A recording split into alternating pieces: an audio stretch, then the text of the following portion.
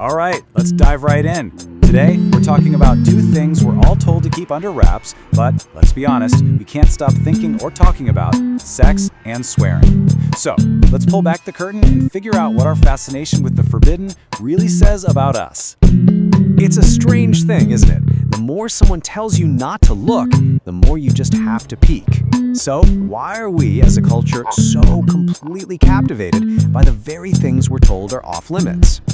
So here's what we're going to cover. We'll start with our general fascination with taboos, then get into the celebrity numbers game. After that, we'll unpack the power of cussing, look at art that crosses all the lines, and finally ask what this all means for us. Okay, so let's start with the big picture. Society basically hands us this rule book on how to be polite, right?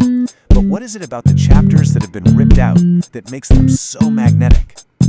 And that's really the heart of it, isn't it? We put on this public show of being proper, but behind closed doors, our curiosity goes wild. And you see this clash nowhere more clearly than with these two topics.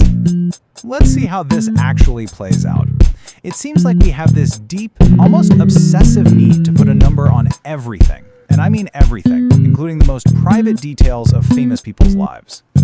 Just take a second and look at that number. 20,000. Let that really sink in. I mean, what on earth could that possibly represent? Well, it just happens to be one of the most legendary and debated stats in the history of pop culture. That's NBA icon Wilt Chamberlain. From his book back in 1991. He didn't just drop a bomb, he did the math for everyone. The claim is so specific, so mind-bogglingly huge, it's become a piece of modern folklore. And what's really fascinating is just how all over the place these confessions are. You've got the almost mythical numbers from Wilt Chamberlain and Gene Simmons on one end of the spectrum, and then on the complete other side, you have Mariah Carey saying she's only had 5 partners. It's that massive difference that just fuels endless debate and judgment. So what's our obsession with these numbers really about? It's more than just simple gossip. These figures become these public measuring sticks, and we use them to measure our own values and how society's rules about sex and privacy are changing. Okay, so our thing with taboos isn't just about what we do, it's also about what we say. I mean, swear words are just sounds, right? So why have we given them so much power? The power to shock, to add emphasis, and even to create art. You know, the lexicographer Jesse Scheidlower literally wrote the book on this. It's called The F Word, and it perfectly illustrates the point. The word's power doesn't come from what it means, but from the fact that we all collectively agreed we're not supposed to say it. That forbidden status is exactly what makes it so powerful.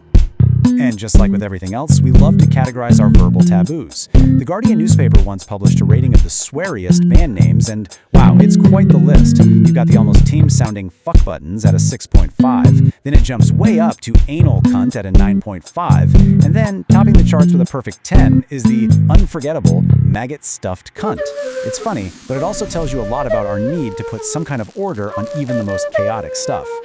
This whole obsession puts artists in a really tough spot. As the Story Empire blog points out, writers have to make a choice. Are they using profanity to be authentic? You know, to make a character like the boxer Jake LaMotta feel real? Or are they just doing it for shock value, knowing that a little controversy can go a long way and that a banned book often becomes a bestseller? It's a tricky balancing act. And that brings us to the place where these two taboos, sex and swearing, often smash into each other with some pretty explosive results: art. Art is the ultimate playground for testing our cultural limits.